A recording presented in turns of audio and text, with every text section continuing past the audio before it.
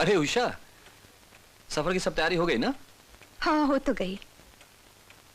कब तक इस तरह एक जगह से दूसरी जगह बदलियां होती रहेंगी? कहीं ठीक से गृहस्थी भी नहीं बसा सकते। सोनू की तबीयत कैसी है? विजय को दोनों जुड़वा बच्चों के साथ छोड़ आई हूँ। सोनू की तबीयत अभी भी ठीक नहीं है। बीमार बच्चे के साथ इतना लंबा सफर कैसे होगा? देख उषा, जिंदगी का असली मालिक वो है। उसने जन्म दिया है तो बच्चों की रखवाली भी वही करेगा। सब जिम्मा उसका है। अच्छा, आप तो खाना खा लीजिए। हाँ हाँ, टिफिन खोलो। हवलदार साहब। कौन हो तुम? मेरा नाम बशीर है। मैं बंबई के मशहूर डॉक्टर इकबाल साहब के यहाँ बावर्ची की नौकरी किया करता था। एक दिन डॉक्टर साहब बंबई से बाहर तशरीफ ले गए थे तो जाने मेरे मन में क्या लालच आई कि मैंने उनकी तिजोरी से 10 लाख रुपया चुरा लेकर फरार हो गया। क्या? 10 लाख?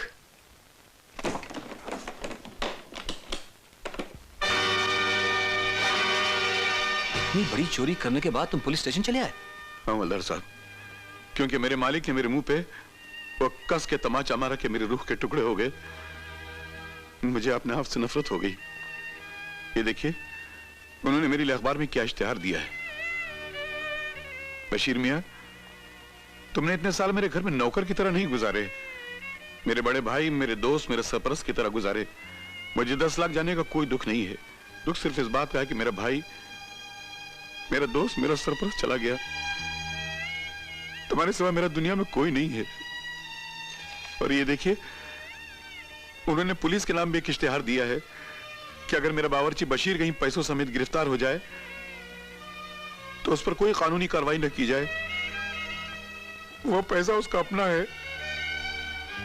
मेरी दुआ है कि मेरा बशीर मियां जहां भी रहे खुश रहे, सुख से रहे। इश्तिहार पढ़ने के बाद मुझे अपने आप से नफरत हो गई है हवलदार साहब। इसलिए मैंने पैसे में से एक पैसा भी खर्च नहीं किया। मैं 3 दिन से भूखा घूम रहा हूं। मुझ पर बड़ी मेहरबानी होगी अगर ये पैसा मेरे मालिक को लौटा दे। बड़ी मेहरबानी होगी हवलदार साहब, बड़ी मेहरबानी होगी। कोई बात नहीं, अगर तुम चाहते तो इस रकम को अपने पास रखकर ऐश कर सकते थे। उसके बावजूद तुम पुलिस के पास आए। इसका मतलब तुम्हारा ईमान नहीं मरा, बल्कि मन का शैतान मर गया है। हवलदार साहब, अगर ये पैसा मेरे मालिक तक पहुंच जाए तो बड़ी नवाजिश होगी आपकी। पहुंच जाएगा, एक एक पैसा पहुंच जाएगा।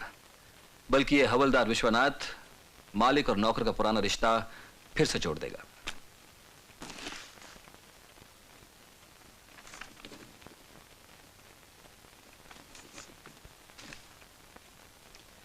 भाई, जैसा तुमने कहा मैंने लिख दिया। अब तुम यहां दस्तखत करो और इंस्पेक्टर साहब के आते ही ये रुपया डॉक्टर साहब के पास पहुंच जाएगा। साहब, आप हमारी बात सुनिए। लाला विश्वनाथ, क्या हो रहा है? साहब, ये बशीर है, इसकी रिपोर्ट मैंने लिख दी है, आप दस्तखत कर दीजिए। और साहब, ये वो रुपए हैं जो इसने चोरी किए हैं।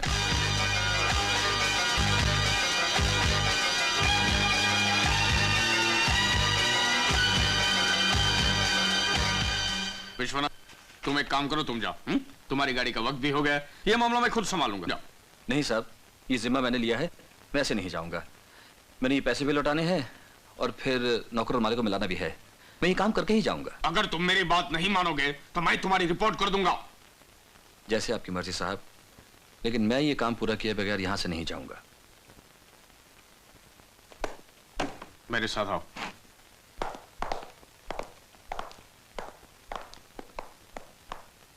एक बात कहता हूं, गौर से सुनो और सोचकर जवाब देना। फौरन रिएक्ट मत करना। हम 10 जन्म नौकरी करेंगे तो भी इतना रुपया नहीं कमा सकेंगे। एक काम करते हैं, ये बावर्ची को रास्ते से हटा देते हैं और ये माल आपस में आधा आधा बांट लेते हैं। ये आप कैसी बातें कर रहे हैं? मैं ठीक कह रहा हूं विश्वनाथ, ऐसा मौका तकदीर वालों को मिलता है। अरे लानत भेजो ऐसी तकदीर को जो हराम का पैसा देती है। आप कानून के रखवाले होकर खून और चोरी की बात करते हैं, तो आम पब्लिक करे तो क्या बुराई है?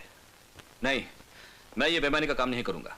ठीक है, तो ये काम मैं अकेले ही कर डालूंगा। नहीं साहब, ये पाप का काम न मैं करूंगा न तुमको करने दूंगा। हट जा, वरना मैं तुझे और तेरे पूरे खानदान को जान से मार डालूंगा विश्वनाथ।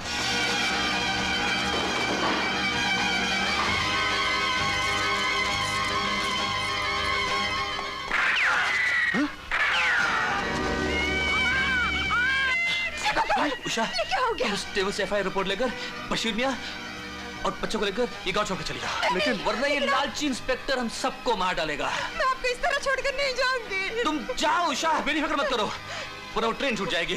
प्लीज बशीर मियां, मालिक है, इसका ख्याल रखना, मेरे बच्चों का ख्याल रखना। उषा तुम जाओ, ये इंस्पेक्टर हम सबको मार डालेगा। तुम जाओ। चलो चलो।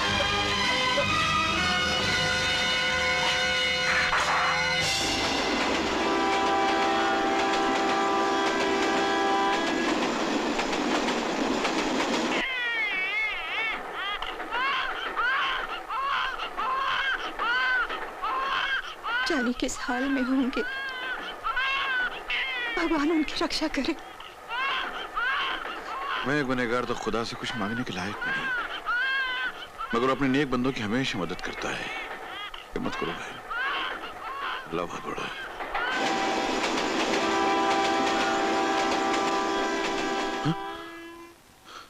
बाबा, हाँ बेटा। जब भी गाड़ी रुकती है तब आप डर क्यों जाते हैं? कुछ नहीं बेटा, एक दुश्मन से जान बचा के भाग कर आए हैं, डरते कि वो आ न जाए। अगर बच्चे और बहन साथ न होती तो उस वर्दी वाले से तुम अकेले निपट लेता।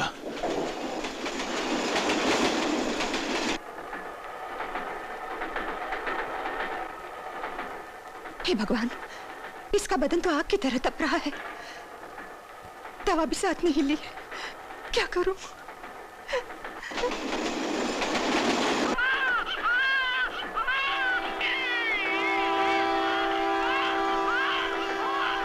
सोनू, सोनू, ये क्या हो गया? ये क्या हो गया?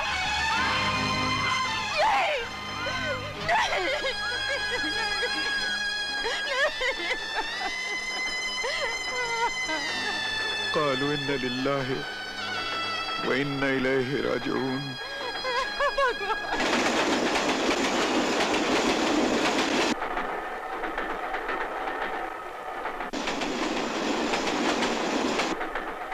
बहन,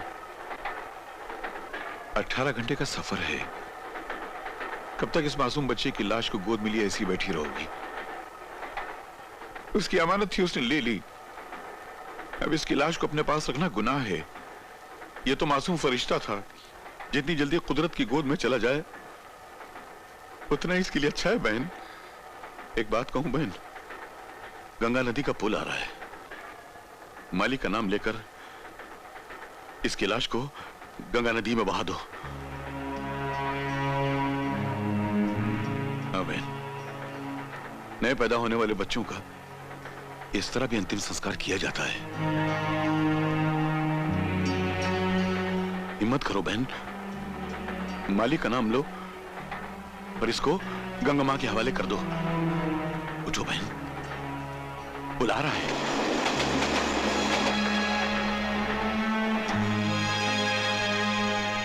उठो बहन, हिम्मत करो, उसकी अमानत उसके हवाले कर दो।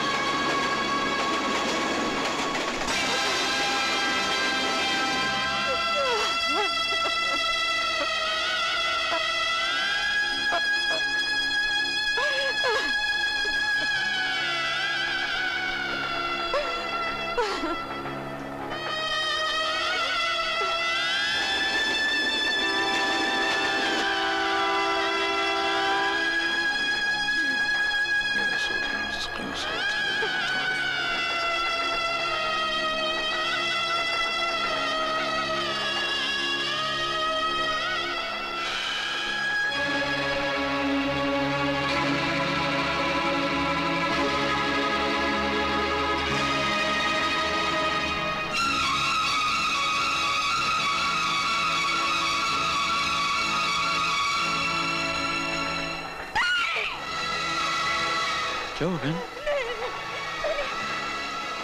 मैंने बच्ची को फेंक दिया। क्या?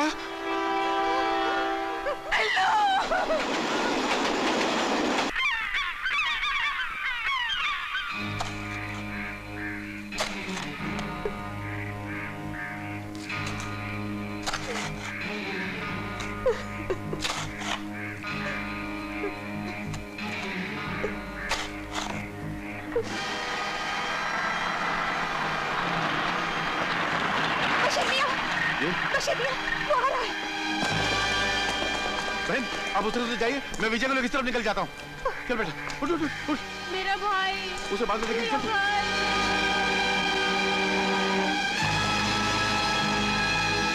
चलो। हेलो, वरना गोली मार दूंगा।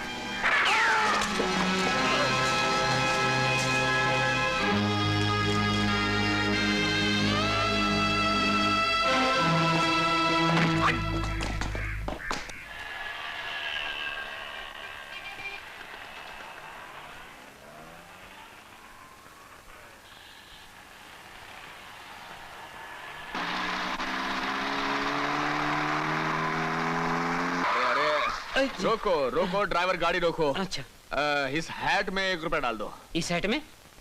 क्यों साहब? यहाँ से हर आने जाने वाले को टैक्स भरना पड़ता है, ये लो। अरे साहब, आप इस शहर के इतने बड़े वकील हैं, आप इन लोगों की बातों में आ जाएंगे, इसमें पैसे डालेंगे? अरे साहब, ये तो किसी आलतू फालतू लुच्चे लफंगों का काम है, आप इनकी फिक्र मत कीजिए, इसमें पैसे मत डालिए, हम है ना आपके साथ में।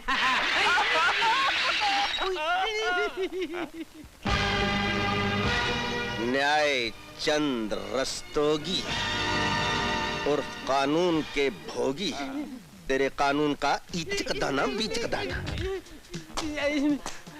वकील, हमारी वकालत सिर्फ अदालत में चलती होगी, टोप नाके पर नहीं। टोप नाके पे अपन की तोप चलती है। अपन को पहचाना नहीं क्या है? आपका नाम किसने नहीं सुना? आप विक्रम हैं। सिर्फ विक्रम? नहीं, विक्रम दादा। तो फिर बगैर टोल दिए गाड़ी किरोस करने की हिम्मत कैसे की? मैंने तो उसको कहा था, मगर ये तो निकालो टैक्स और जुर्माना भी। जुर्माना? बिल्कुल, नहीं तो निकाल दूंगा पूरा खाना। ना ना ना, गिनने की क्या जरूरत है, जुर्माना पूरे बटुए के साथ।